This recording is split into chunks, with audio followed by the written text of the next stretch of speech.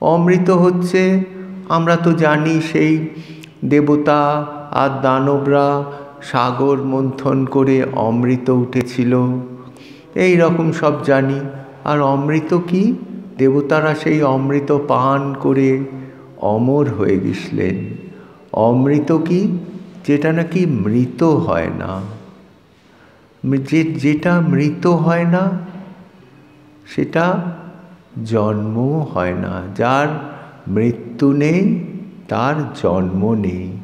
মানে ঠাকুর এই যে কথাগুলো বলেছেন, এই কথা জন্ম মৃত্যুর বাইরে, মানে কি শাশ্বত। এই কথা চিরন্তন। যেমন বেদ, বেদ মানে কি? বিদ ধাতু, জানা, জ্ঞান। এই জ্ঞান যেমন চিরন্তন, নষ্ট হয় না, কোনো সৃষ্টি হয় না, এই রকম ঠাকুরের এই যে কথা, চিরন্তন কথা, এই কথা কেউ সৃষ্টি করেনি। এই কথা ছিল, এখন আবার ঠাকুরের মুখ দিয়ে প্রকটিত হয়েছে। এই জন্যে নাম দিলেন মাস্টারমশাই শ্রী শ্রী রামকৃষ্ণ কথামৃত। তারপরে কি বললেন? শ্রীম কথিত। শ্রীম, মাস্টারমশাই এমন একজন মহাপুরুষ ছিলেন যিনি নিজেকে কোনোদিন প্রকাশ করেননি। মহেন্দ্রনাথ গুপ্ত চিরকাল গুপ্তই থেকে গেলেন, প্রকাশ নিজেকে করেননি। মাস্টারমশাই তাই কি লিখলেন? শ্রীম, ছোট্ট করে লিখলেন। আর কথামৃতের প্রতি ছত্রে দেখব মাস্টার অনেক নামে নিজেকে লুকিয়ে দিয়েছেন। কখনো বলছেন একজন ভক্ত, কখনো বলছেন মোহিনী মোহন, কখনো বলছেন মাস্টার, কখনো বলছেন শ্রীম। এইরকম নানা নামে নিজেকে লুকিয়ে রেখে দিয়েছেন, প্রকাশ করেননি। আর কথিত কি? যাহা কথন হয় তাহাই হচ্ছে কথিত। মাস্টার মশাই লিখিত নয়, কথিত। মাস্টার মশাই যখন ঠাকুরের কাছে যেতেন, দক্ষিণেশ্বরে যেতেন, ভক্তদের বাড়ি যেতেন, ঠাকুরের সঙ্গে উৎসবে যেতেন, গিয়ে ঠাকুরের কাছে চুপ করে পায়ের নিচে বসে থাকতেন। ঠাকুর যা বলতেন এক মনে শুনে যেতেন। বাড়িতে এসে ডায়েরিতে লিপিবদ্ধ করতেন। বাড়িতে এসে ধ্যান করতেন। ধ্যান করে তার পুরো লীলাচিত্রটা চোখের সামনে ভেসে উঠত। সেই লীলাচিত্র উনি বীজা আকারে ডায়েরিতে লিখে রাখতেন। এই কাজ অন্য কেউ করতেন, মহাপুরুষ মহারাজ লিখতেন, কিন্তু ঠাকুর বলেছিলেন, ওরে তোর জন্যে এই কাজ নয়, এই কাজ করার অন্য লোক আছে। এই কথা শুনে মহাপুরুষ মহারাজ সেই ডায়েরি গঙ্গায় বিসর্জন দিয়েছিলেন। মাস্টারমশাই এইভাবে প্রতি ঠাকুরের যত সঙ্গ হতো সেই প্রতিদিনের ধ্যান করতেন আর বীজাকারে ডায়েরিতে লিখে রেখে দিতেন। মাস্টারমশাই কিন্তু এগুলো কোনো প্রকাশ করব বলে মাস্টারমশাই কিন্তু ডায়েরিতে নোট করতেন না। মাস্টারমশাই যখন নিজের মনে বসে থাকতেন, সেই ডায়েরির কোনো চিত্র কোনো দিনই খুলে ধ্যান করতেন। ধ্যান করে ঠাকুরের সেই দিনের লীলা তার চোখের সামনে ভেসে উঠত। এইভাবে মাস্টারমশাই ঠাকুরের লীলা ধ্যান করতেন। ধ্যান জানেন তো? আমরা যেই বসে হাত পা বসে পদ্মাসনে বসে ইষ্ট চিন্তা করতে করতে ধ্যান করি, সেও একরকম ধ্যান। আবার এই যে লীলা চোখের সামনে হয়ে চলেছে, এটাও একটা ধ্যান। মাস্টারমশাই এইরকম লীলার ধ্যান করতেন। পরে ঠাকুর বোধহয় তার হৃদয়ে প্রেরণা দিয়েছিলেন, কেন মাস্টারমশাইয়ের আশাই তো হচ্ছে ঠাকুরের কথামৃত প্রকাশ করা। ঠাকুর বলেছেন না, ভাগবতের পণ্ডিতকে একটা পাশ দিয়ে বেঁধে রেখে দেন, নাহলে মাস্টারমশাই তো অনেক দিন সংসার ছেড়ে চলে যেতেন, কিন্তু যেতে পারেননি। ঠাকুর তাকে একটা পাশ দিয়ে বেঁধে রেখেছিলেন। কে তার কথামৃত প্রকাশ করবে? আমাদের জীবনে কে শান্তি দেবে? মাস্টারমশাই যদি চলে যান সন্ন্যাসী হয়ে, তাহলে আমাদের জীবনে কে শান্তি দেবে? কে ভাগবত কথা শোনাবে? এই জন্যে মাস্টারমশাইকে রেখে দিয়েছেন সংসারে। মাস্টারমশাই ঠাকুরের প্রেরণা পেয়ে সেই ডায়েরি খুলে আবার চিন্তা করতেন। একদিন চিন্তা করতেন, একদিন, দুদিন, 3 দিন, যতক্ষণ না পর্যন্ত সেই লীলা চিত্রটা পরিষ্কার হয়ে যেত। মাস্টারমশাই চিন্তা করতেন। চিন্তা করে যেই পরিষ্কার লীলা চিত্রটা ফুটে উঠল, তখন মাস্টারমশাই বলে যেতেন তার সেবককে, জগন্নাথানন্দজিকে, মহাপুরুষ মহারাজের শিষ্য, মাস্টারমশাইয়ের সেবক। ওনাকে বলতেন, উনি খাতায় লিখে নিতেন। ওই মাস্টারমশাই বলছেন সেই জন্যে কথিত, উনি লিখে যেতেন। সেইটা উনি আবার পড়তেন, পড়ে কিছু এডিট যদি দরকার হতো এডিট করে দিতেন। এইভাবে অল্প অল্প কিছু কিছু করে এক দিনের ধ্যান চিত্র, আর একদিনের ধ্যান চিত্র, এইভাবে উদ্বোধনে ধারাবাহিকভাবে প্রকাশিত হয়েছে। লোকে খুব আনন্দ পেত, লোকে খুব মনে বল পেত। লোকে তখন বললেন, সাধুরাও বললেন যে আপনি যদি এগুলো একটা বই আকারে প্রকাশ করেন, তাহলে আমাদের খুব উপকার হয়। মাস্টারমশাই তখন বই আকারে প্রকাশ করার জন্যে সম্মত হলেন। সেই বই প্রথম খণ্ড কথামৃত বেরোলো। সে আপনারা জানেন তো, স্বামীজি কত প্রশংসা করেছেন।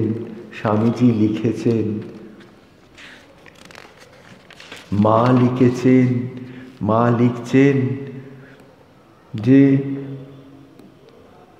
যে বাবা জীবন তাহার নিকট যাহা শুনিয়াছিলে সেই কথাই সত্য, ইহাতে তোমার কোনো ভয় নাই। এক সময় তিনি তোমার কাছে ওই সকল কথা রাখিয়াছিলেন, এখন আবশ্যক মতো তিনি প্রকাশ করাইতেছেন। ওই সকল কথা ব্যক্ত না হইলে লোকে চৈতন্য হইবে না জানিবে। তোমার নিকট যে সমস্ত তাহার কথা আছে তাহা সবই সত্য। আমি একদিন তোমার মুখে শুনিয়া আমার বোধ হইল যে তিনি ওই সমস্ত কথা বলিতেছেন। মা চিঠিতে লিখলেন, জয়রামবাটি থেকে 21শে আষাঢ় 1304 বঙ্গাব্দ। লিখলেন মাস্টারমশাইকে। মাস্টারমশাইয়ের বইতে শিলমোহর পড়ে গেল। মাস্টারমশাই এবার সকল দ্বন্দ্ব থেকে মুক্ত হয়ে গেলেন। মাস্টারমশাই এবার কথামৃত লেখা শুরু করলেন।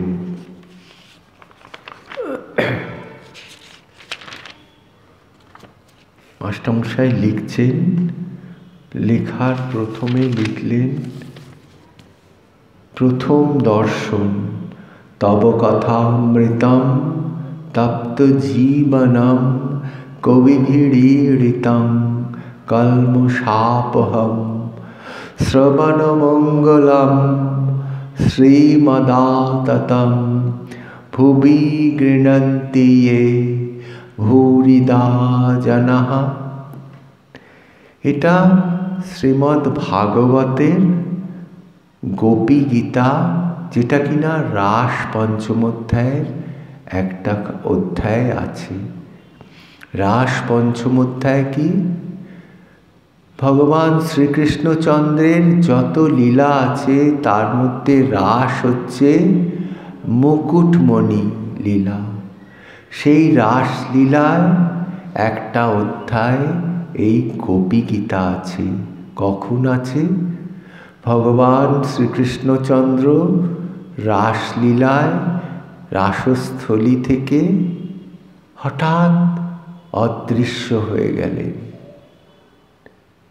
গোপীরা একদম জীবন মৃত হয়ে পড়ে গেলেন। তখন গোপীদের ভেতর কেউ কেউ বললেন, এসো, আমরা তো কৃষ্ণ বিরহে কাতর হয়ে জীবন মৃত হয়ে পড়েছি, আসো আমরা শ্রীকৃষ্ণের লীলা কীর্তন করি। বলে শ্রীকৃষ্ণ যেসব লীলা করেছেন, বাল্যলীলা, সেই সব লীলা শ্লোকের মাধ্যমে কীর্তন করছেন। তার একটা শ্লোক আছে, এই তব কথা অমৃতম। কি বলছেন? তব কথা অমৃতম বলছে, তোমার কথা অমৃত, বিবিধ তাপজন লোকেদের জীবনপ্রদ। কি বলছে? তাপদগ্ধ জন, বিবিধ তাপদগ্ধ জন। কি তাপ? বিবিধ তাপ আছে। আমাদের 3 তাপ আছে। একটা হচ্ছে আধ্যাত্মিক, একটা হচ্ছে আধি দৈবিক, একটা আধি ভৌতিক। এই 3 তাপে আমরা সর্বদাই দগ্ধ হচ্ছি। আর দগ্ধ হচ্ছি বলেই ত্রাহি ত্রাহি, আর পাচ্ছি না, ওরে বাবারে, গেলুম মলুম, এইরকম করছি। এই 3টে তাপ কি? একটা তাপ হচ্ছে আধি ভৌতিক। আধি ভৌতিক তাপ কি? এই ধরুন আমাদের কে কুকুর কামড়ে দিল, বা সর্পঘাত হলো, বা এই রকম ভূতগণ কর্তৃক যে আমরা ব্যথা পাই, জ্বালা যন্ত্রণা পাই, সেটা হচ্ছে আধি ভৌতিক। আধি দৈবিক তাপ কি? ধরুন দৈব দুর্বিপাকে যেসব তাপ পাই, ধরুন আমাদের এই যে কদিন আগে ঘূর্ণিঝড় হলো আমফান, তারপরে বন্যা, তারপর খরা, এরকম নানা রকম তাপে আমরা তাপিত হচ্ছি, সেটা হচ্ছে আধি দৈবিক। আর কি? আধ্যাত্মিক তাপ। সেটা কি? দেখবেন আমাদের অনেক সময় প্রিয়জনের বিয়োগ ব্যথা সহ্য করতে হয়, আমরা মনে খুব তাপ পাই, খুব কষ্ট পাই, মনে হয় জীবন বিসর্জন দিয়ে দিই। মাস্টারমশাইও কিন্তু এখানে, থাক সে কথা আমি পরে বলবো। এই হচ্ছে 3 রকম তাপ। বলছে তোমার কথা অমৃত, বিবিধ তাপদগ্ধ জনের জীবনপ্রদ।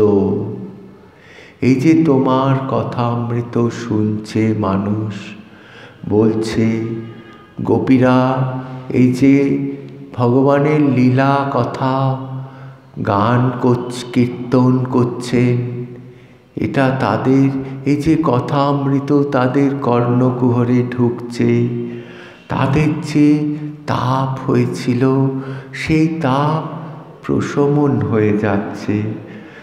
প্রশমন হওয়াতে তারা জীবন একটু একটু করে ফিরে পাচ্ছে। তারপর কি বলছে? কবিভিড়িড়িতং। কবি, কবি কাদের বলে? কবি বলে ক্রান্তদর্শীদের। ক্রান্তদর্শী কাদের বলে? যারা হচ্ছে ত্রিকালজ্ঞ, তিন কালকে তারা একসঙ্গে দেখতে পায়। আমরা আমাদের সুবিধের জন্যে একটা কালকে তিন ভাগে ভাগ করেছি। একটা ভাগ করেছি অতীতকাল, একটা অংশ করেছি বর্তমানকাল, একটা অংশ করেছি ভবিষ্যৎকাল। আমাদের সুবিধের জন্যে, আমাদের কাজকর্ম করার জন্যে, হিসেব রাখার জন্যে আমরা এই কালকে তিনটে ভাগ করেছি। বস্তুত কালে কোনো ভাগ নাই, বিভেদ নাই। এই ক্রান্তদর্শী যারা তিন কাল দেখতে পান এদের বলে ক্রান্তদর্শী। এরা সব ব্রহ্মজ্ঞানী। ব্রহ্মজ্ঞানের পর এরা জগতে নেমে এসেছিলেন। এই কবিভিড়িড়িতং, এরা সংস্তুত করে, তোমার স্তুতি করছে। তারপরে কি বলছে? সর্বদুঃখ নিবারক। বলছে কি বলছে? কল্মষাপহম। কল্মষা কাকে বলে? কল্মষ হচ্ছে আমাদের পাপ। পাপকে বলে কল্মষ। পাপ আছে, পাপ থাকলেই পুণ্য আছে। পাপ কাকে বলে? স্বামীজি বলেছেন পরপীড়নই পাপ, আর পরের উপকারী হচ্ছে পুণ্য। তা আমাদের শাস্ত্রে কি বলেছে? এই কথাই বলেছে, কিন্তু ভাষাটা অন্য।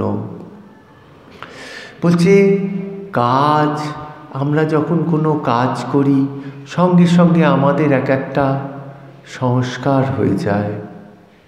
যখন আমরা কোনো খারাপ কাজ করি, মনে করুন কোনো চুরি করলাম বা কারো ক্ষতি করে দিলাম, আমাদের দেখবেন একটা খারাপ সংস্কার আমাদের মধ্যে পড়ে গেল। আর খারাপ সংস্কার পড়ে যাওয়া মানে কি? আমাদের আর একটা পাপ হলো। পাপ হলে কি হবে? আমরা পারমার্থিক লক্ষ্য থেকে দূরে দূরে দূরে বিচ্যুত হয়ে যাব। আর আমরা মনে করুন ঈশ্বরের নাম গুণগান কীর্তন করলুম, জপ করলুম। এই এখানে এখন যেমন আপনারা এসছেন, কথামৃত পান করতে এলেন, এই একটা ভালো সংস্কার জমে যাচ্ছে। এই ভালো সংস্কার জমে যাচ্ছে। জমলে কি হচ্ছে? আমাদের এই শুভ সংস্কার জমলে অশুভ সংস্কার আস্তে আস্তে কেটে যাচ্ছে। যেমন এই শিবজ্ঞানে জীবসেবা করলে কি হবে? যে জ্যান্ত শিবের পূজা হচ্ছে, সেই পূজা করলে আমাদের খারাপ যে সংস্কার, যে কল্মষ পাপ, এগুলো আস্তে আস্তে দূরীভূত হয়ে যাচ্ছে। সুতরাং শাস্ত্রে যা বলেছে, স্বামীজি যা বলেছেন একই বলেছেন, কিন্তু ভিন্ন ভাষায় বলেছেন। বলেছেন কল্মষাপহম। তারপরে কি বলেছেন? শ্রীমদাততম। বলছেন সর্বোৎকৃষ্ট। বলছেন এই যে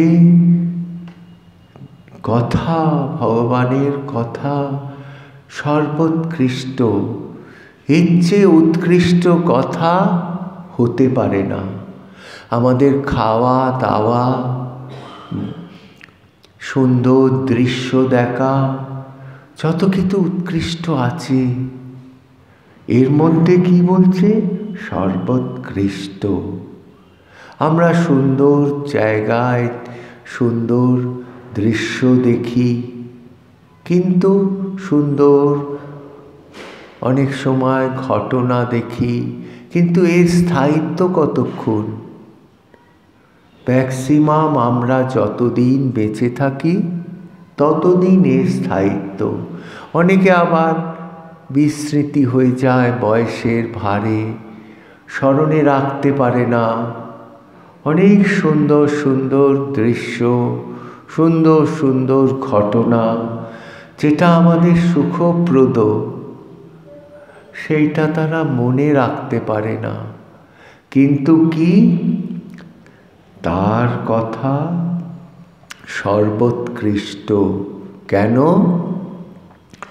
আমরা যদি ভুলেও যাই, কিন্তু আমাদের যে সংস্কারটা হয়ে গেল, সেই সংস্কার তো নষ্ট হবে না।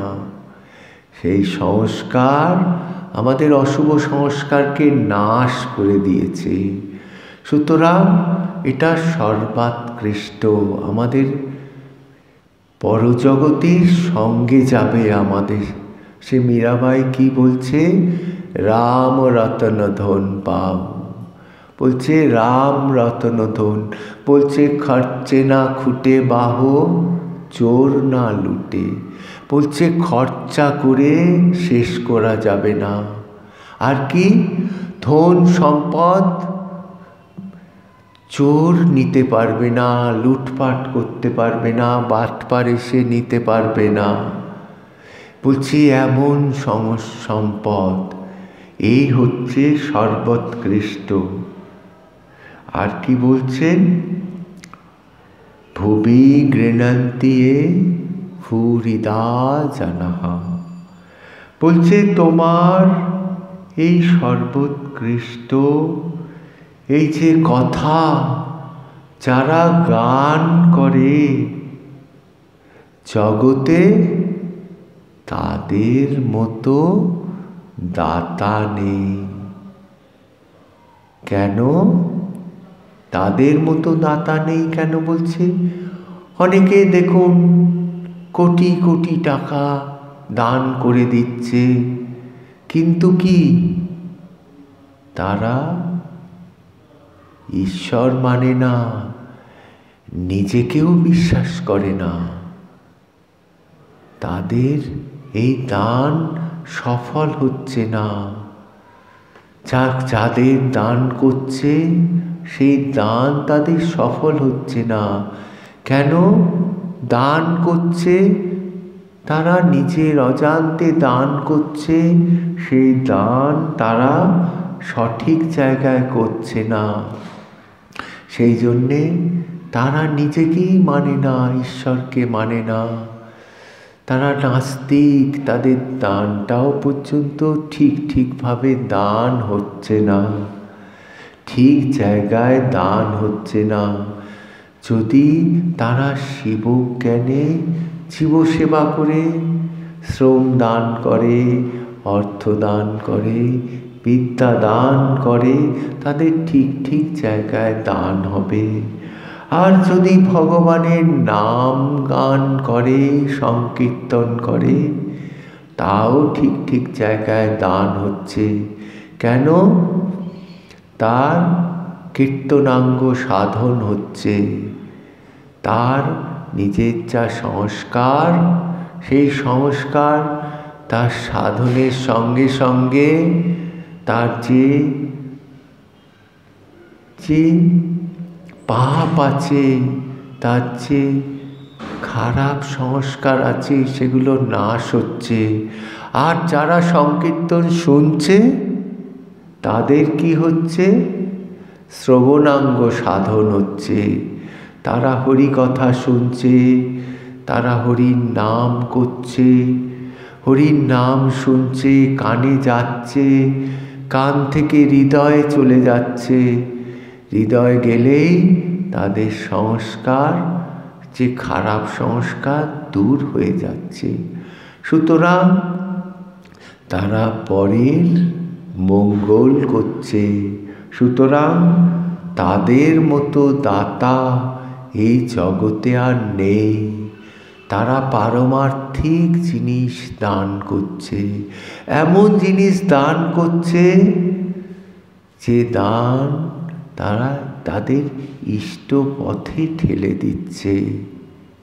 সুতরাং ভুবি গৃণন্তি ভূরিদা জানাহা। এই গোপীরা শ্রীকৃষ্ণ কীর্তন করছেন রাসস্থলিতে, জগতে শ্রেষ্ঠ দান করছেন, তাই বলছেন সুখদেব।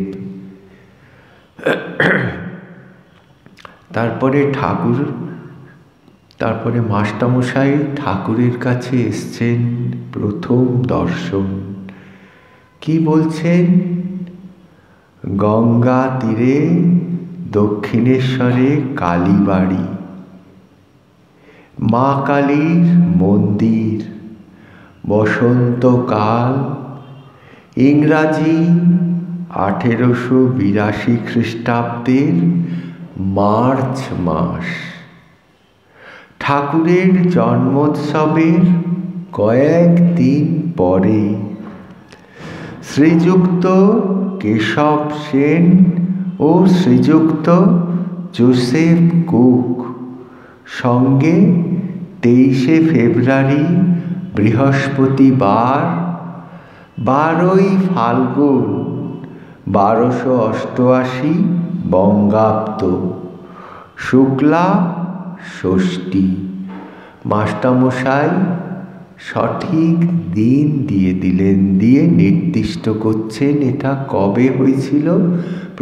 প্রথম দর্শন সেদিনকার দিনটা ঠিক নির্দিষ্ট ছিল না বলে বলছেন জন্মোৎসবের কয়েকদিন পরে। আর শ্রীযুক্ত কেশব সেন স্টিমারে করে ঠাকুরকে বেড়াইতে নিয়ে গেছিলেন তার কয়েকদিন পরে। এইভাবে দিনটা মোটামুটি একটা নির্দিষ্ট করে দিচ্ছেন। ঠাকুর শ্রীরামকৃষ্ণের ঘরে মাস্টার আসিয়া উপস্থিত। এই প্রথম দর্শন। কি বলছেন? ঠাকুর শ্রীরামকৃষ্ণের ঘরে মাস্টার আসিয়া উপস্থিত। এই প্রথম দর্শন। দেখিলেন এক ঘর লোক নিস্তব্ধ হইয়া তাহার কথামৃত পান করিতেছেন। ঠাকুর তক্তাপোষে বসিয়া পূর্বাশ্ব হইয়া সহাস্য বদনে হরিকথা কহিতেছেন। ভক্তেরা মেঝে বসিয়া আছেন। ঠাকুর এসেছেন, বসে আছেন তক্তাপোষে। মাস্টার দেখছেন তক্তাপোষের ওপর ঠাকুর বসে আছেন। আমরা দক্ষিণেশ্বরে এখন ঠাকুরের যে ঘরে যাই সেই ঘরটা আমাদের সকলেরই মনে আছে। দুটো তক্তাপোষ আছে, একটা ছোট একটা বড়। ঠাকুর যখন ভক্তদের সঙ্গে উপদেশ দিতেন, দিনের বেলা দুপুরে বিশ্রাম করতেন, তখন ওই ছোট তক্তাপোষটিতে বসতেন। আর রাত্রে ওই বড় তক্তাপোষটি ব্যবহার করতেন।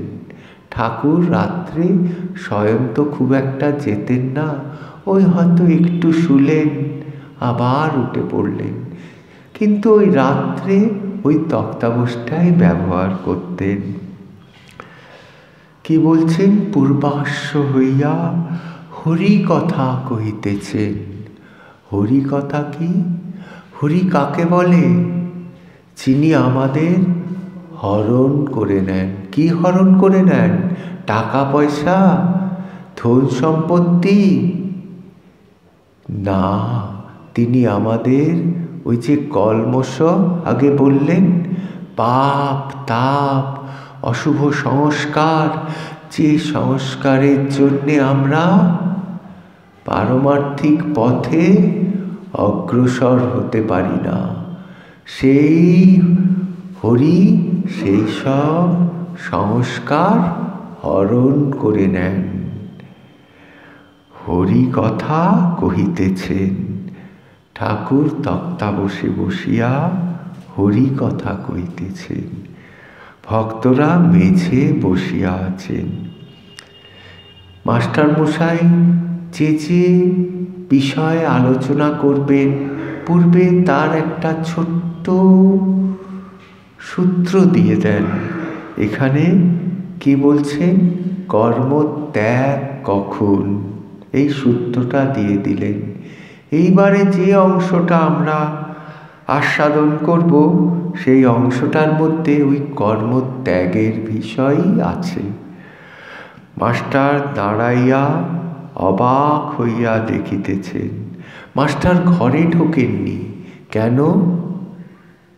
ইংরেজি জানা লোক, শিক্ষিত লোক, ঘরের মধ্যে আমাদের অচেনা লোক না ডাকলে আমরা সাধারণত ঘরের মধ্যে ঢুকি না। মাস্টার মশাইও তো ইংরাজি জানা, তখনকার দিনে বিএ পাস, হ্যাঁ, পণ্ডিত লোক, ওই জন্যে মাস্টারমশাই ঘরে ঢোকেননি। দাঁড়াইয়া অবাক হইয়া দেখিতেছেন। তাহার বোধ হইল সাক্ষাৎ সুখদেব ভগবত কথা কহিতেছেন। কি মনে হলো? সেই সুখদেব সেই পরীক্ষিতের প্রায়োপবেশন সভায় আবির্ভূত হয়েছে। আবির্ভূত হয়ে ভগবত কথা বলছেন। কি হয়েছিল? পরীক্ষিত মহারাজ শাপ দিয়েছে শৃঙ্গী মুনি যে আজ থেকে 10 দিনের ভেতর তোমার শরীর চলে যাবে। খুব চিন্তিত হয়েছেন পরীক্ষিত মহারাজ যে আমার তো শরীর চলে যাবে, এখনো তো আমার ব্রহ্মজ্ঞান লাভ হয়নি, আমার কি উপায় হবে? চিরকাল আমি রাজ্য শাসন করলাম, কিন্তু পরীক্ষিত মহারাজ শ্রীকৃষ্ণচন্দ্রের কৃপা লাভ করেছিলেন যখন তিনি মাতৃজঠরে ছিলেন। কুরুক্ষেত্রের যুদ্ধ তখন শেষ হয়েছে। দুর্যোধন তখন পড়ে আছে মৃতপ্রায়, গদাযুদ্ধে পরাজিত হয়েছে। এসেছে নরসত্তমা, এসে বলছেন, এই দেখো সখা কি এনেছি, 5টা পাণ্ডবের মুন্ড এনেছি। দুর্যোধন চোখ খুলে দেখলেন, দেখে বলছেন, হায় হায় করে উঠলেন।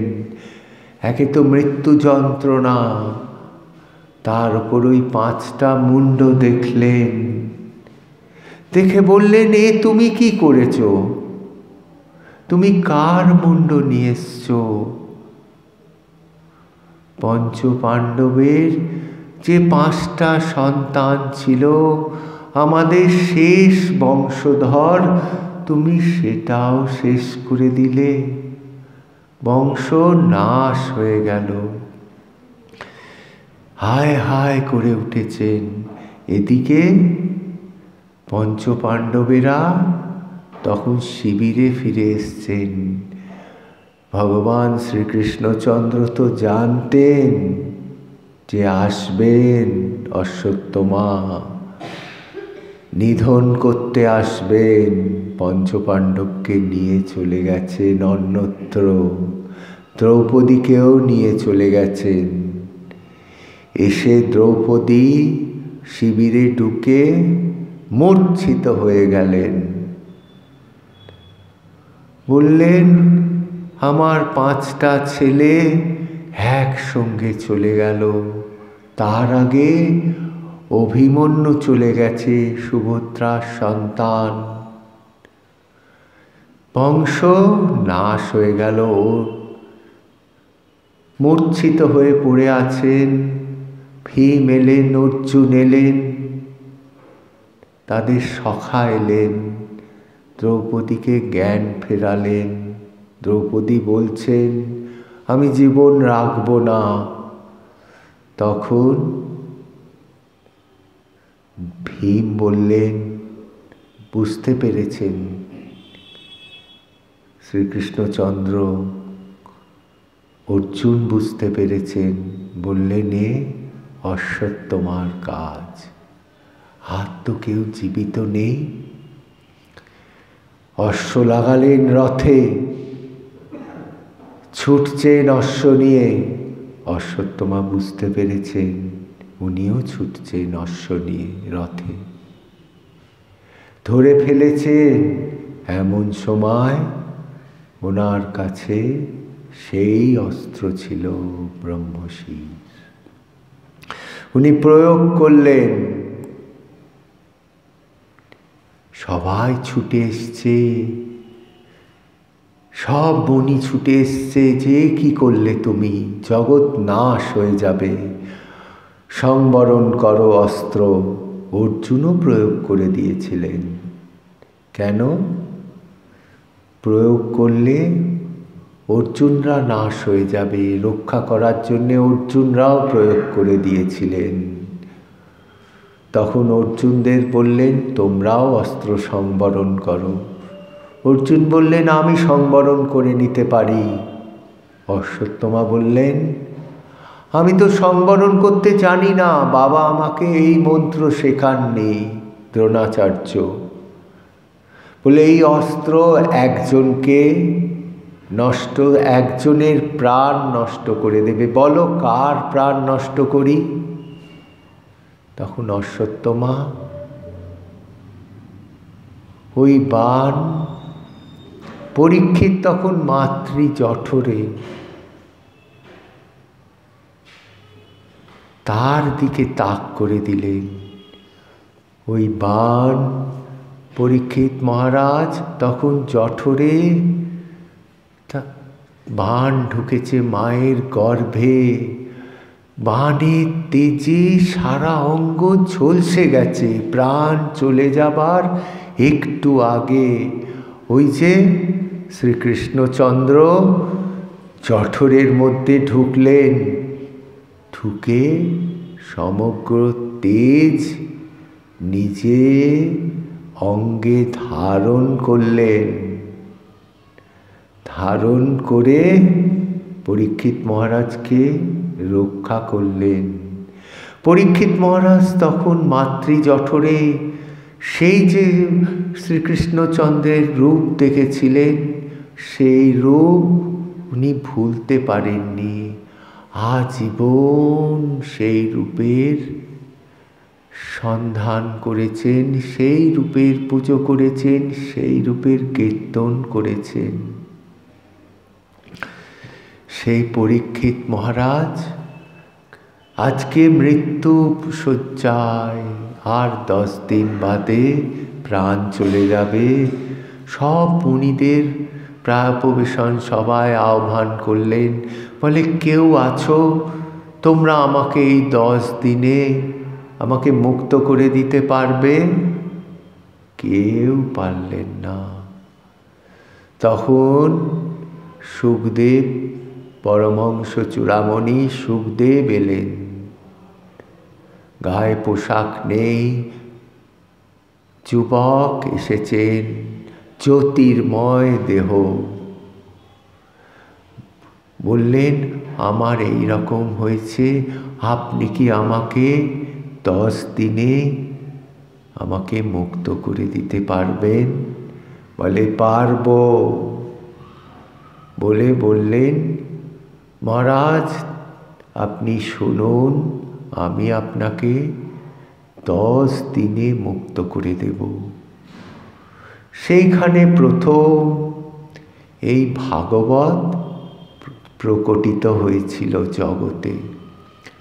সেখানে সুত মুনি ছিলেন, ইনি হচ্ছেন শুকমুনি, সুখদেব, আর তিনি ছিলেন অনেক মুনিদের মধ্যে সুত মুনি ছিলেন। তিনি এমন মেধাবী ছিলেন, যা কথা একবার শুনবেন সমস্ত কিছু তার মধ্যে থেকে যেত। সেই সুত মুনি পরে দণ্ডকারণ্যে এই ভাগবত কথা জগতে কীর্তন করেছিলেন। এখানে মাস্টারমশাই কি বলছেন? তার মনে হয়েছে সাক্ষাৎ সুখদেব ভাগবত কথা কহিতেছেন, আর সর্বতীর্থের সমাগম হয়েছে, এই কথা উনি বললেন। আমাদের শাস্ত্রে আছে, যেখানে নারায়ণ বর্তমান হন সেখানে সকল তীর্থ স্বাভাবিকভাবে এসে যায়। তা এখানে স্বয়ং নারায়ণ বর্তমান আছেন, হরি কথা বলছেন, সকল তীর্থ তো আসবেই। তীর্থ কেন আসে? সেই সকল তীর্থে আমরা যাই, আমাদের যে অশুভ সংস্কার আছে সেই সংস্কার তীর্থে গিয়ে, তীর্থে স্নান করে, তীর্থে ভগবত কথা শ্রবণ করে আমরা কলুষমুক্ত হই। সেই জন্যে আমরা তীর্থে যাই। আর তীর্থে সেই কলুষ তীর্থে জমা হয়। তীর্থ সেই কলুষ কোথায় মুক্ত হবে? সেই তীর্থ তার যত কলুষ থাকে, পাপ থাকে, কলমশা থাকে, সে চায় নারায়ণের কাছে যায়, গিয়ে নিজের কলুষ মুক্ত করে আবার তীর্থ পূর্বের অবস্থায় ফিরে যায়। এই জন্যে নারায়ণ যেখানে আসেন সর্বদা সেখানে তীর্থ আবির্ভূত হয়। আজকে এখানে রাখছি, এরপরে আবার আস্বাদন করব কথামৃত। ওম নিরঞ্জনং নিত্য অনন্তরূপং ভক্তানুকম্পাধিতবিগ্রহং বৈ ঈশাবতারং পরমেশমিত্যং তং রামকৃষ্ণং শিরসা নমামি। শ্রীরামকৃষ্ণ অর্পণমস্তু।